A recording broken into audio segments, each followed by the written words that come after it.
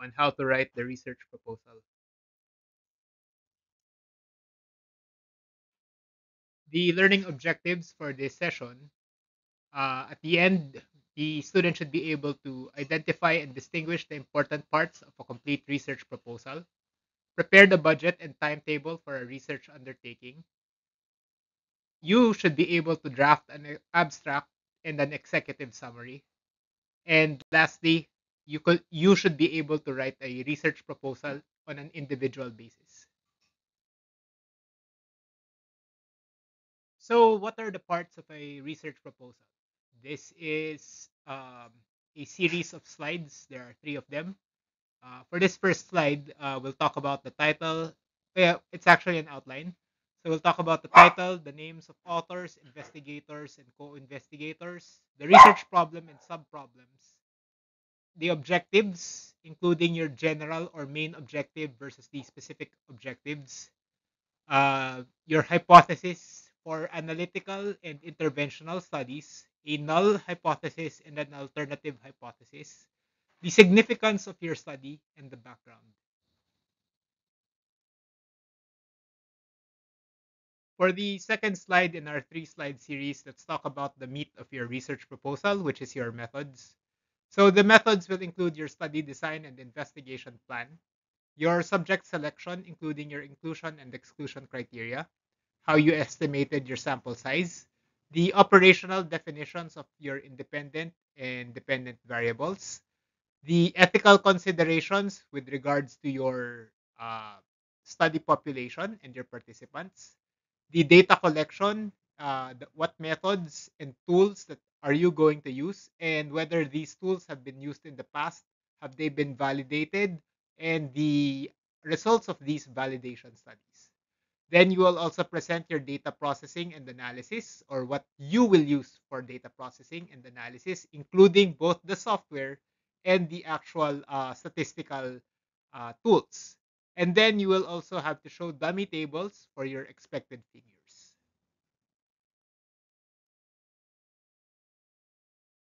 And the last part of our three-slide series, you have your timetable, and then your personnel and facilities who are going to perform the research studies and where it will be performed, your budget proposal, and then your expected results, and your discussion based on these expected results, and the conclusion that you will have based on these results, and what it will imply for the next set of studies uh, that will inevitably result from your research undertaking. And then you will have your references and bibliography, and then appendices, so including the tools and measures that you use to collect the data.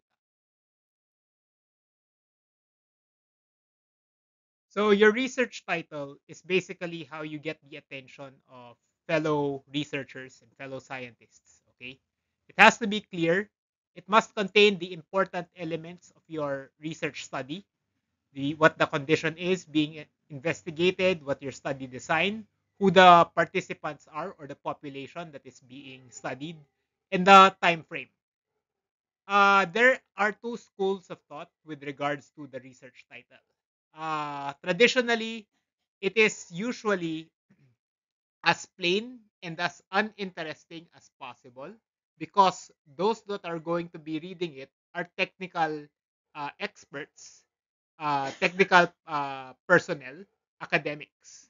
Okay, but recently, newer schools of thought, especially in the academe, particularly in the social sciences, have chosen to use certain catchy phrases before going into the actual title. Okay, so sometimes they use taglines to get the attention of the researchers. Okay, since we are in a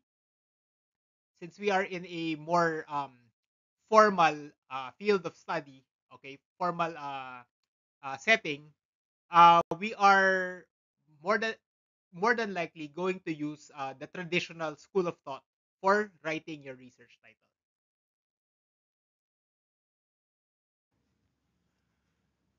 So the next part after the research title are the names of the authors, investigators, and co-investigators. Now, this is an important part that's rarely tackled with regards to um, integrity. The principal or primary investigator is the overall in charge of preparing, conducting, and administering your research study. The rest, who are also named as co-investigators, have similar responsibilities, but ultimately, the captain of the ship doctrine applies to the primary investigator. Okay? So if there are ethical violations, if there are uh, cases where academic integrity has been violated, all of it is falls into the hands of the principal slash primary investigator. Sometimes the advisor is named or acknowledged. If this is a requirement for your undergraduate or graduate course, the advisor will always be named. But once you are out there, once you are doing research for the sake of research and not as part of an academic degree, the advisor is the option to name the name of the advisor or the advisor being identified is optional. Okay, and the advisor only gave input and recommendations regarding the direction of the research. So that is the main role of the advisor. For you to be an investigator, you have to participate in all aspects of the research undertaking, from the introduction, the significance, the background, the review of related literature. So that means you have to parse all of the previous research or the related undertakings with regards to your research study. Okay, and you also have to do your part in the methods, particularly the data collection and the data analysis, and you need to provide input in the results and the discussion and conclusion. Okay, it is a team effort. If you did not participate with regards to certain aspects of the research undertaking, okay, for example, you opted only to focus on the review of the related literature, or you're only there for the data collection, you are not an investigator. You are just a contributor. Okay, so you contributed to some, but not all parts of the research study.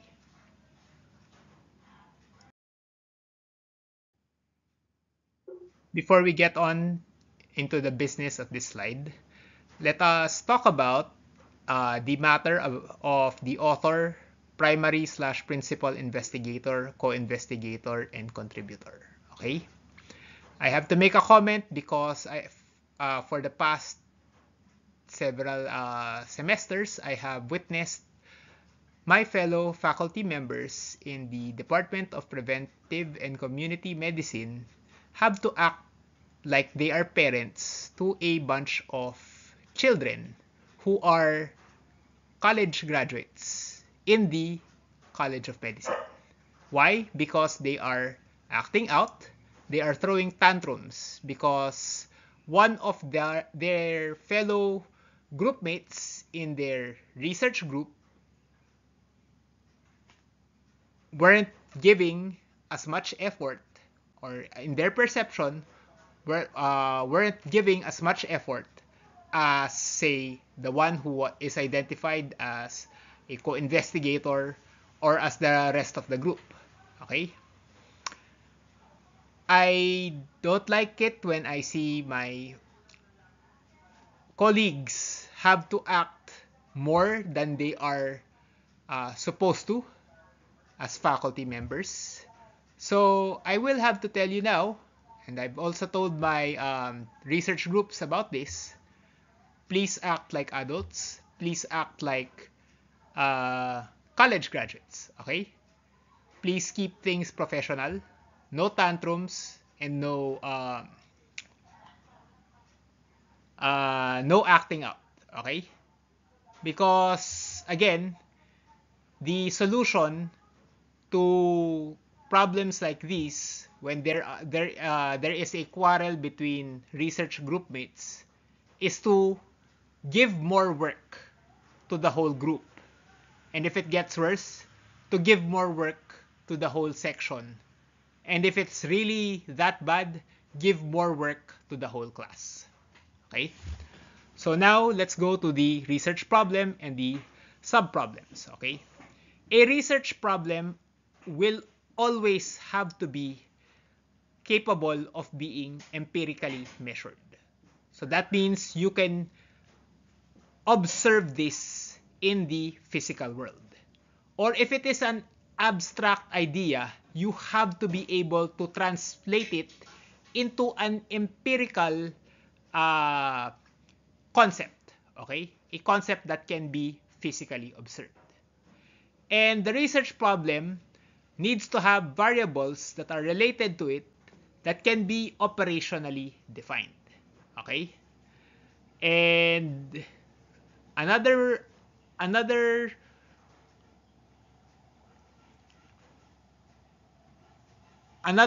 to consider with regards to the research problem, it has to be feasible. So you have to start thinking about the feasibility of your research undertaking.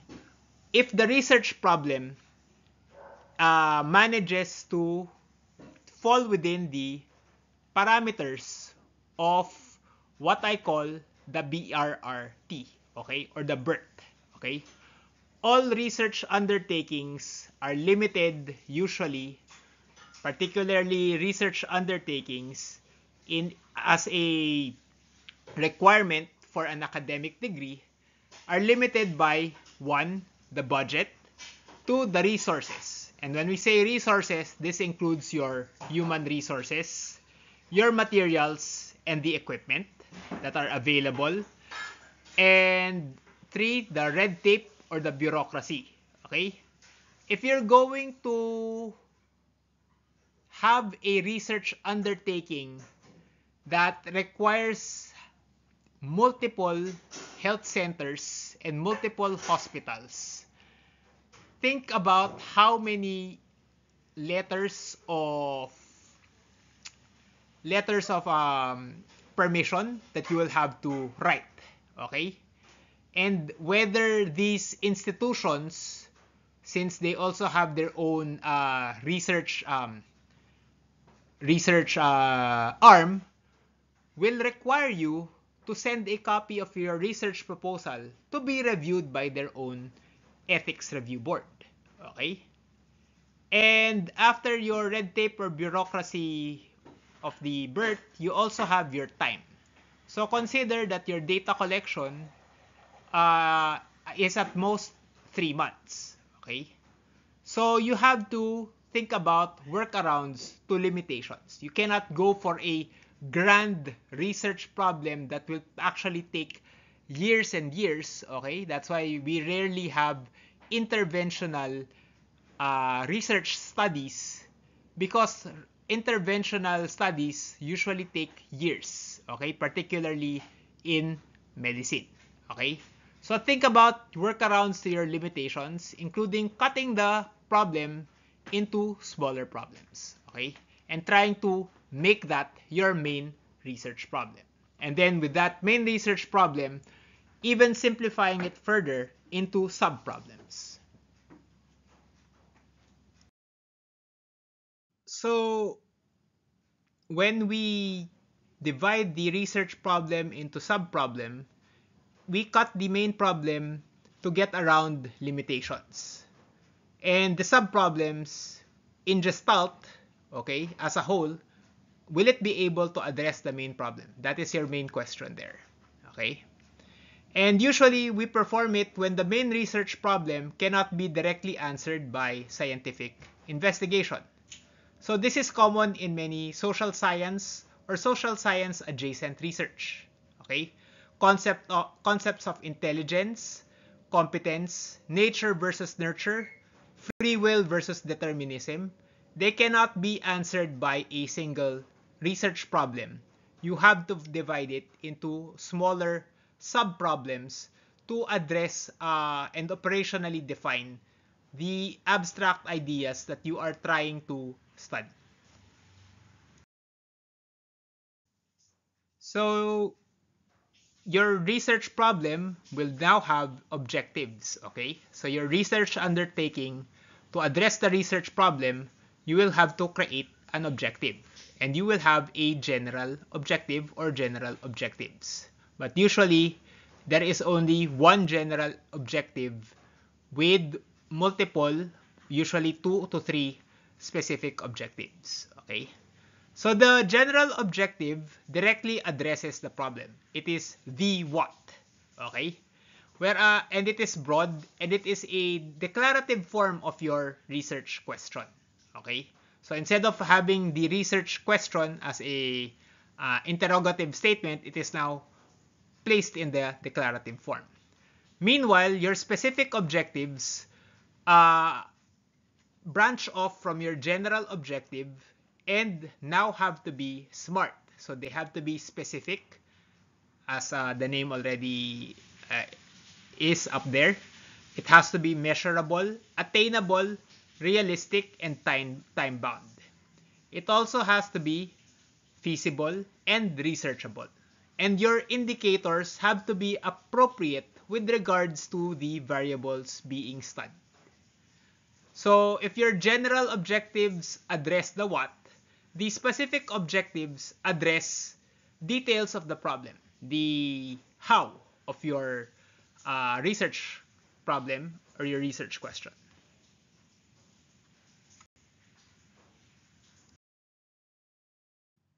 After you state your objectives, you now go to your hypothesis, which is very important in your analytic studies, but also needed in your sometimes in your observational studies. But in your analytic studies, the hypothesis determines the sample size of your study population, okay, of the number of research participants, okay.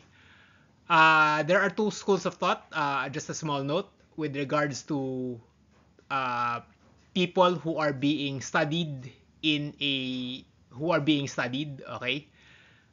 Uh, Previously or traditionally, they can be referred to as subjects, but a second school of thought, instead of calling them subjects, calls them research participants, because they consider the term research subjects as dehumanizing. Okay, I am more aligned with that second school of thought. I have to keep on remembering that the research participants are human, okay? And their participation in your research study affects their life, okay? And hopefully it's a positive effect on their life, okay?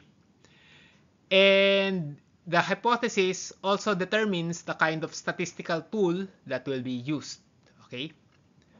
Your hypothesis, you have to determine what kind of nature it has. Whether it's one-tailed, whether you're saying if it predicts a specific direction or difference between your control group, okay? Whether it's higher or lower. Whereas with your two-tailed alternative hypothesis, there is a difference, but it is non-directional. So there is a significant difference, but we cannot tell you whether it is there is a positive effect when exposed to the independent variable, or negative effect when exposed to the independent variable. So this affects the probability of rejecting the null hypothesis. So whether your alternative hypothesis is one-tailed or two-tailed actually affects the rejection of the null hypothesis, which the null hypothesis is always there is no effect. The independent variable has no effect on the dependent variable.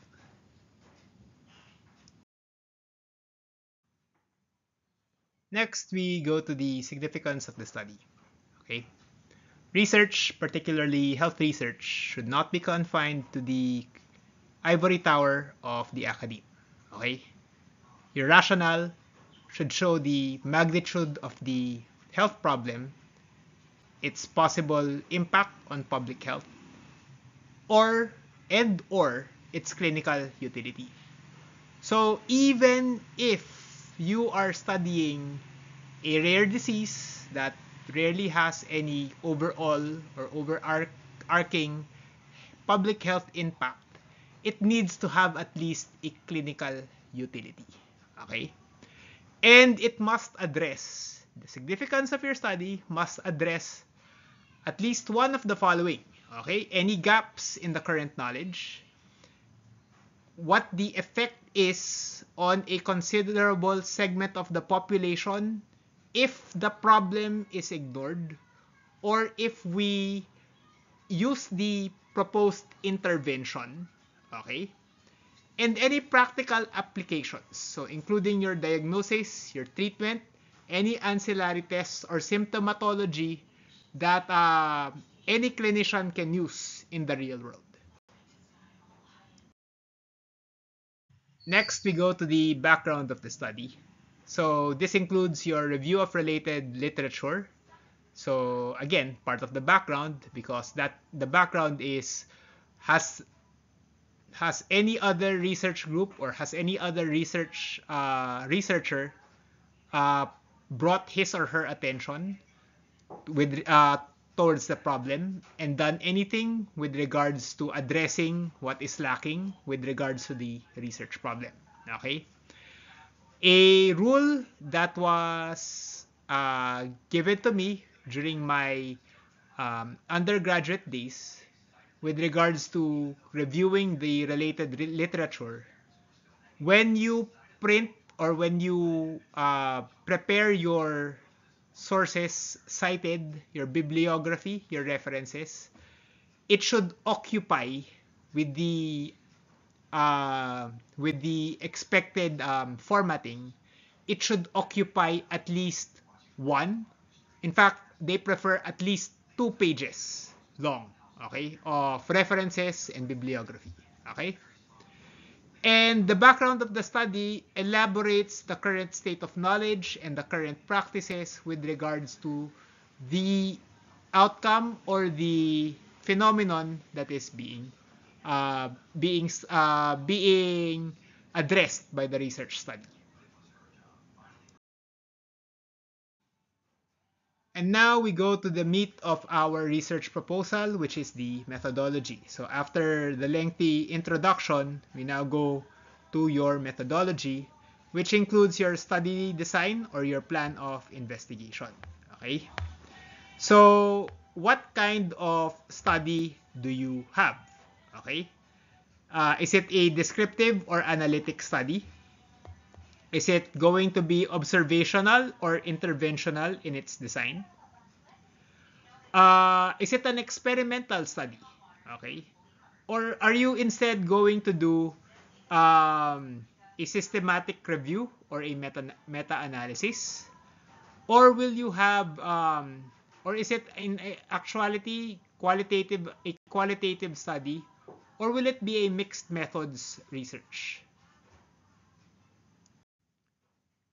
Your methodology addresses the 4 W's and 1 H of research. Who are your participants? Where do they come? What disease or outcome or exposure are you studying? When? So the time frame. Where? Is it in a real world or is it a controlled environment? And how? Are you just going to observe or are you going to intervene?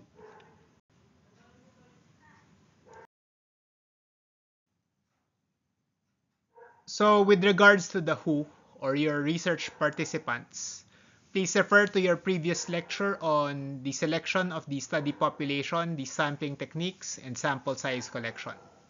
I am here to remind you that sample size is not arbitrarily set, okay? There are parameters that you have already placed on your research study with regards to your general objectives, your specific objectives, and your hypothesis. That will determine what is the appropriate study population and the appropriate sample size. The correct formula is dependent on said objectives, the parameters of your undertaking, the design, and the sampling strategy. Okay? And you need to have an inclusion and exclusion criteria that are not the opposite of each other. So the exclusion criteria is a subset of your study population who are considered a bad fit for the study. So they are basically, they meet all of the inclusion criteria, but they also have confounding variables that can confound the results of your research undertaking. Let's talk about your operational definitions. Okay, your operational definitions show how abstract concepts are then empirically measured. So we're going to do this for the Q&A. So I'm just going to list it here. So we'll be fast with this slide. Consider the following variables. How do you think you will measure them in an actual study? So these include being infected with HIV, nosocomial infection, quote-unquote intelligence. Actually, this should also be quote-unquote happiness, or being a member of the LGBTQIA plus community. How do you define this in a research undertaking? Okay.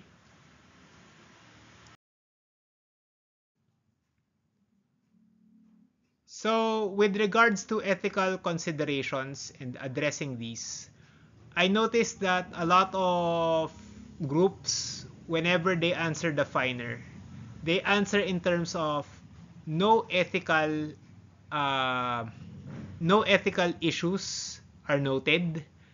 That's not how you answer the FINER. You always have to ask yourself, will the research study potentially violate any of the 4 pillars of bioethics? So you have to remember your bioethics classes. So the 4 pillars are beneficence, non-maleficence, autonomy, and justice. So hypothetically, you have a study of people who underwent intentional abortion. Okay? So these people had an abortion performed. Okay? And you know that abortions in the Philippines, intentional abortions, are illegal. So consider, are you potentially risking having your research participants being given to law enforcement for possible arrest or possible consequences? Okay, so you have to explain your ethical considerations with regards to how your ethical standards are going to be followed. So these include your privacy, the presence of potentially vulnerable or marginalized populations.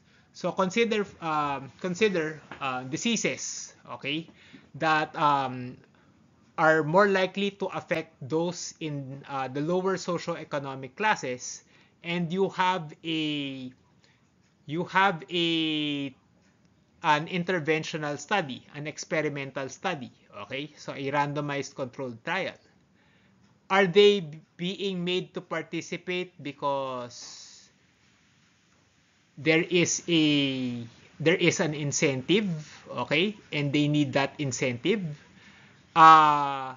Is that a possible violation of your ethical standards? Okay, why is your research population mostly coming from a potentially vulnerable or marginalized population? And then consider your method of recruitment. Are you getting from a potentially vulnerable population in a developing country? So consider the randomized controlled trials for, say, the vaccine for dengue, which was done here in the Philippines. Okay. Uh, are we taking research participants from a potentially vulnerable population, and why is it in a developing nation? Okay. Then you also have to give your informed consent. Okay. How you were able to explain to your research participant all of the options and avenues open to them. And with regards to your ethical considerations, if there are risks, okay, if any of those do not have a clear-cut answer, you have to show that the benefits outweigh the risks. And just a small note before we end this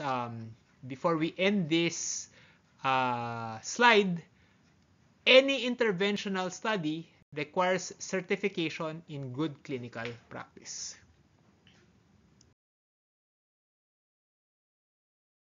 And then let's move to your data collection, including the tools and methods.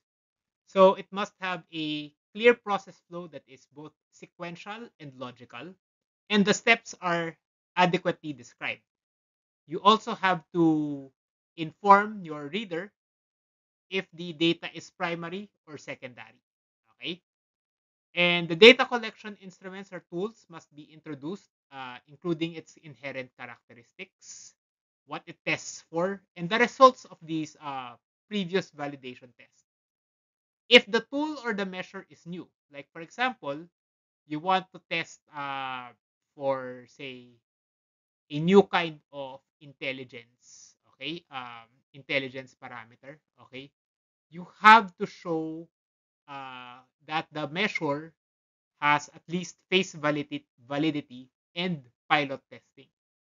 So if you're going to do a knowledge, attitudes, and practices uh, study, your knowledge, attitudes, and practices questionnaire has to have pilot testing and validity testing, okay, with regards to uh, whether it really tests the KAP of a certain exposure or outcome, okay? And for interventional studies, you have to describe your control and your intervention arm and how your participants have been randomized into each. Then you have to discuss what kind of data do you have. Okay, so consider the data that you have. Is it interval? Is it ratio? Or is it nominal or ordinal data if it's just dichotomous nominal data? Okay, because this will determine the kind of data processing and analysis that you will do. So following up with our methodology comes our data processing and analysis. And when you talk about data processing and analysis in your research proposal, it should answer the following questions. How will bias be minimized by your data processing? Because again, data processing is about learning how to minimize the biases uh, that are inherent to the data that you collected. What software will we utilize to analyze the data? And how will the researchers control for confounding variables? And what statistical methods will be used to analyze and compare the data for analytical studies? Now, our lecture is about writing the research proposal. I will not be teaching you which statistical tools, which software, so that will be additional reading. There were previous lectures on this in the research methods 1 course and previous lectures on this uh, several weeks back, right?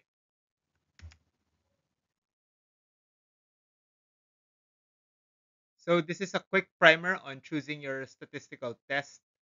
We'll just quickly go through these. You just go through um, the uploaded file. Okay, so you have to determine what kind of data you have, how many groups there are in your research design to choose the appropriate statistical test. Then this slide is just a continuation of the previous slide. All right, on how to choose your statistical test.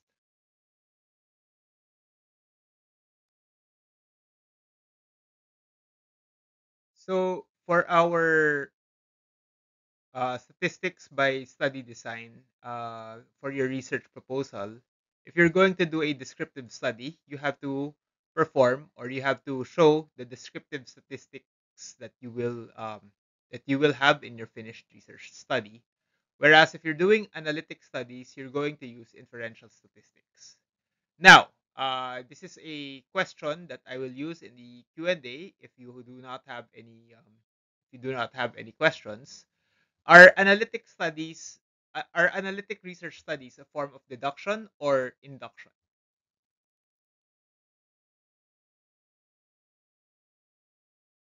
Then after you uh, present the statistical tools that you will use, you will have your dummy tables.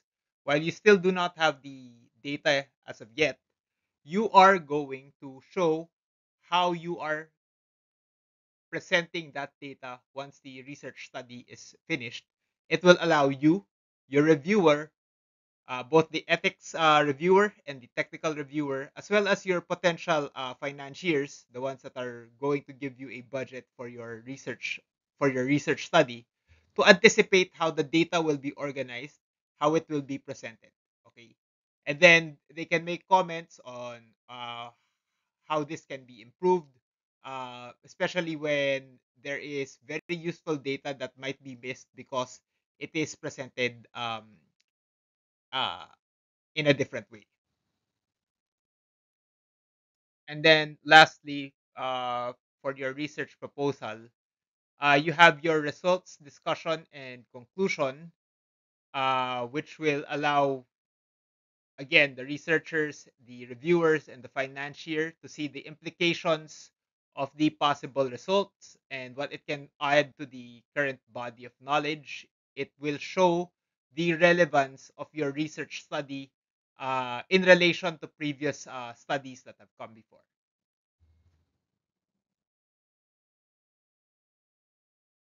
Now you're going to put your reference or bibliography. It is the responsibility of the authors and investigators to read and understand the works they are citing. You do not put the bibliography, you do not cite articles for the sake of citing articles, but to ensure that they are uh, consistent with the narrative that your research study, that your research proposal is trying to frame. Okay.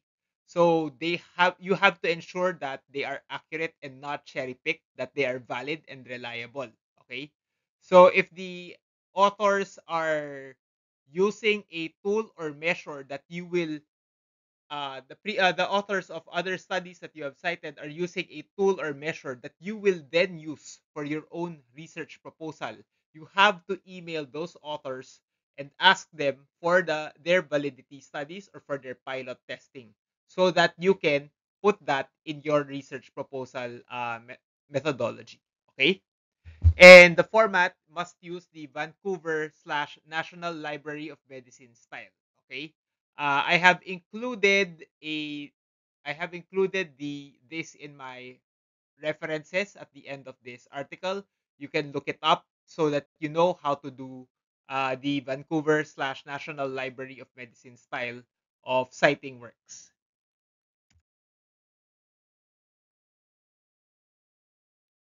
And then you have your appendices. So these include the endorsement of the department chairperson, in this case, Dr. Ronnie Huanco, and your research advisor, your ethics application and approval, the resume of your investigators. If applicable, you should have good certificates of good clinical practice, particularly if this is an interventional study that uses pharmaceuticals or uses behavioral therapies. Okay, and then you have a sample of your informed consent form and a sample of your data collection form, your timetable, and your proposed budget.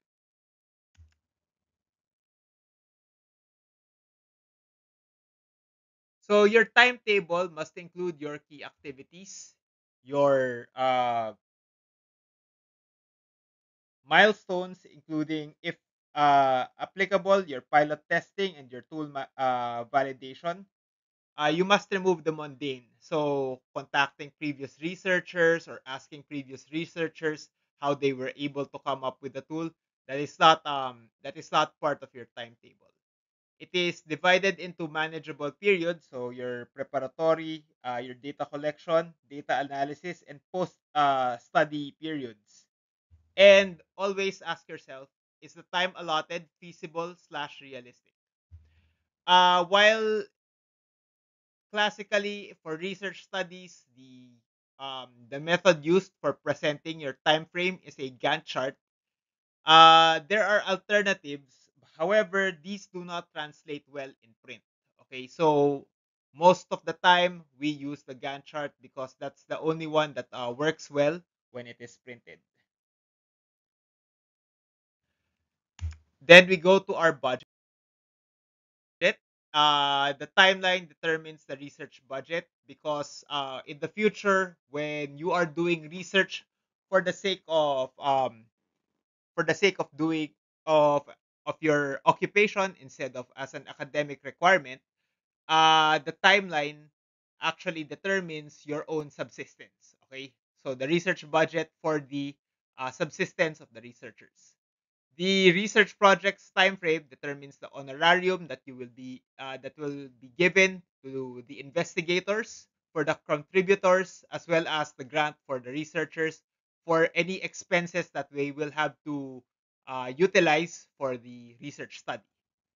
Ideally, the budget that you generate should not be the least expensive option. Okay, we're not telling you to go and look for the most expensive, but also don't just go for the least expensive option.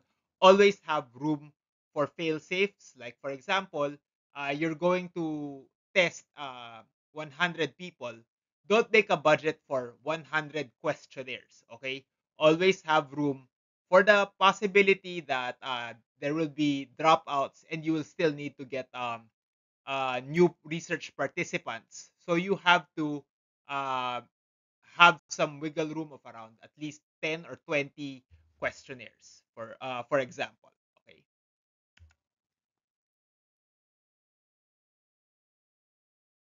So when you are generating the budget, you have to consider the following, okay? The personnel, the materials and reagents, their cost per unit and their total cost, the equipment that you are going to use. Are you going to procure equipment for the sake of the research study, or are you going to rent equipment? Okay, the transportation, are you going to use your own vehicle? Should you consider that when you use your own vehicle that you are basically lending it to the entity that is your research team, and therefore should the vehicle owner be given a sort of rental fee for this, not including the fuel expenses, the shipping of the materials and reagents, communications and internet services, the printing costs, as well as the institutional review board and other fees that you will use.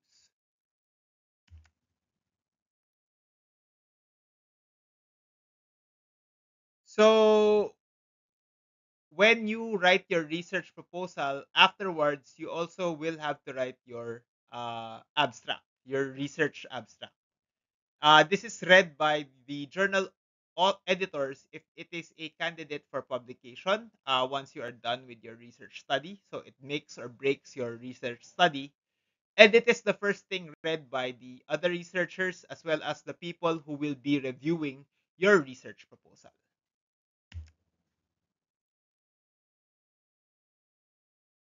The abstract is basically a summary of your research proposal that uh, boils the key elements. So the significance of your research undertaking, the hypothesis that your research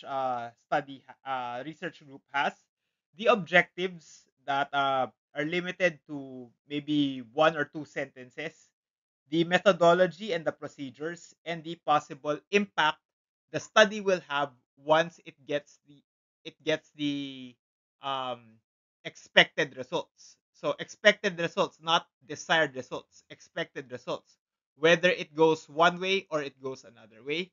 And the abstract, depending on the institution and depending on the publisher, the journal that will publish your study, I've read abstracts that are at maximum 200 words long, the abstract requirement.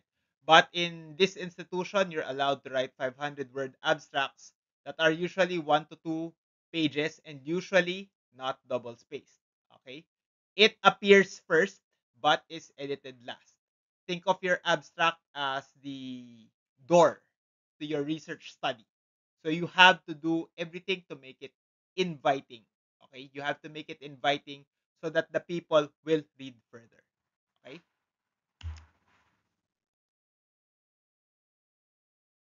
so the abstract in your research proposal versus your abstract in your final manuscript, when you compare them, the research proposal, it highlights the significance of your abstract highlights the significance of the research study. It there's emphasis on your hypothesis and your objectives as well as the proposed methodology and procedures. Whereas your final manuscript is mostly the abstract is mostly the introduction with a brief study background and general objective. Your methods, the result, and the conclusion. Okay, so these are the ones that are being highlighted when you write your final manuscript. So these are the do's and don'ts for your research abstract. So you have to go through the whole research proposal and choose the most important sentences in each chapter because this will inform the basis of your abstract. You're going to just reword it once you identify the most important sentences. And then you give an introductory background information on the problem that leads to a logical uh, objective, okay, general objective that is the basis of your study. Then you give a brief description of the methods, study design, the population, and your data collection tools. And then you describe the most important finding or the most important expected finding plus the strength of the association and the clinical significance. You must state your conclusion concisely. There should be no overstatements. This should be your key takeaway. And then any interesting or relevant secondary findings just in case. And with regards to writing the abstract, avoid these. So avoid giving more background information. That is the point of the actual paper. Do not cite articles. Again, that is part of the review of your related literature. Do not give details about the mundane, including the routine procedures, the methods of the statistical software utilized, uh, the actual, say, medical procedures that you will use in case it's an interventional study.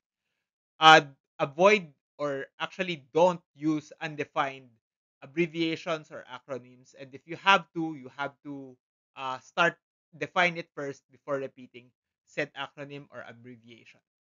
And don't give results and interpretations that will not be discussed in the actual paper. This is very, very important because sometimes the ones writing the abstract are not the ones writing the rest of the paper.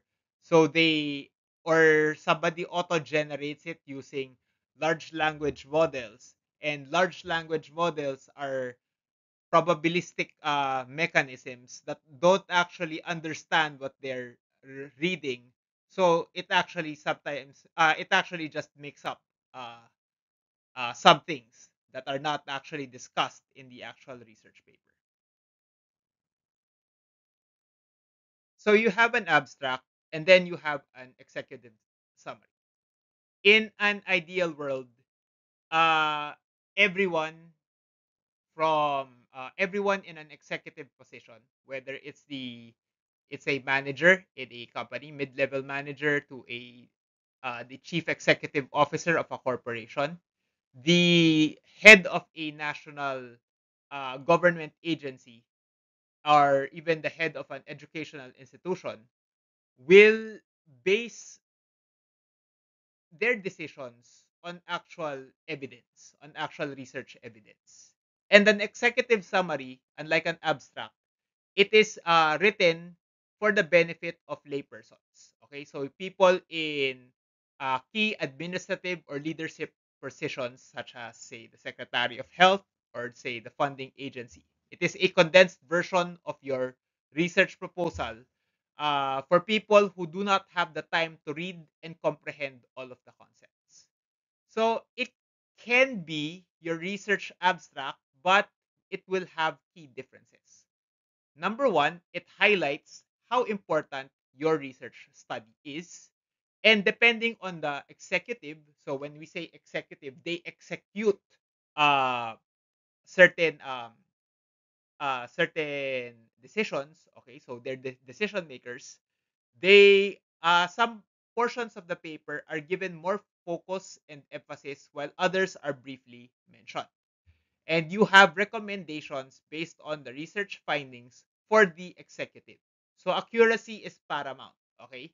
And the executive summary at most is around 10% the length of the original document. So it is 1 to 10 pages long.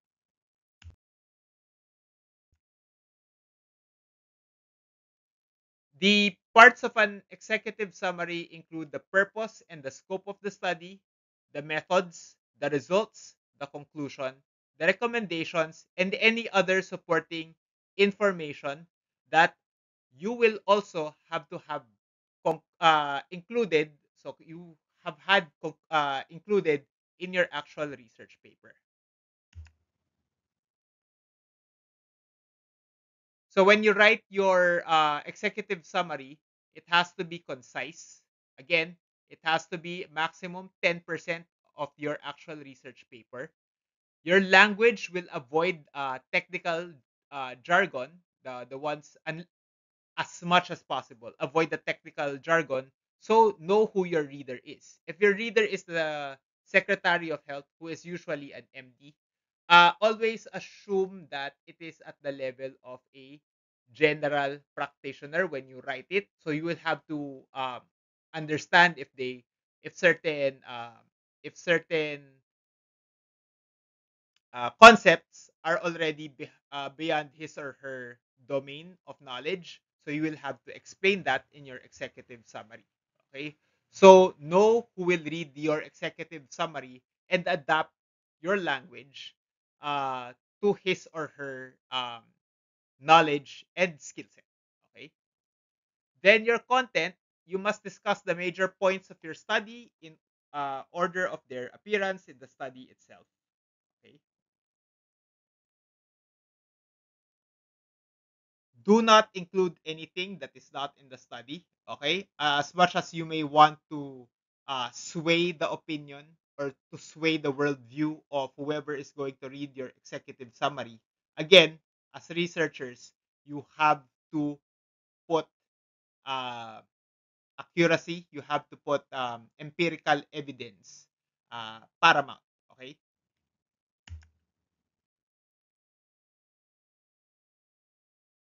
Meanwhile, with the format of writing your executive summary, whenever possible, use bullet points. This will aid you in your conciseness. It will break down the big ideas to smaller, digestible ones. And use images and infographics that will enhance the visualization and comprehension for your target reader. So when you write an executive summary, it is important to have a third party, maybe one of your co-investigators if you're the one that is the principal investigator, or even your editor or even your advisor to comment and suggest revisions to your executive summary.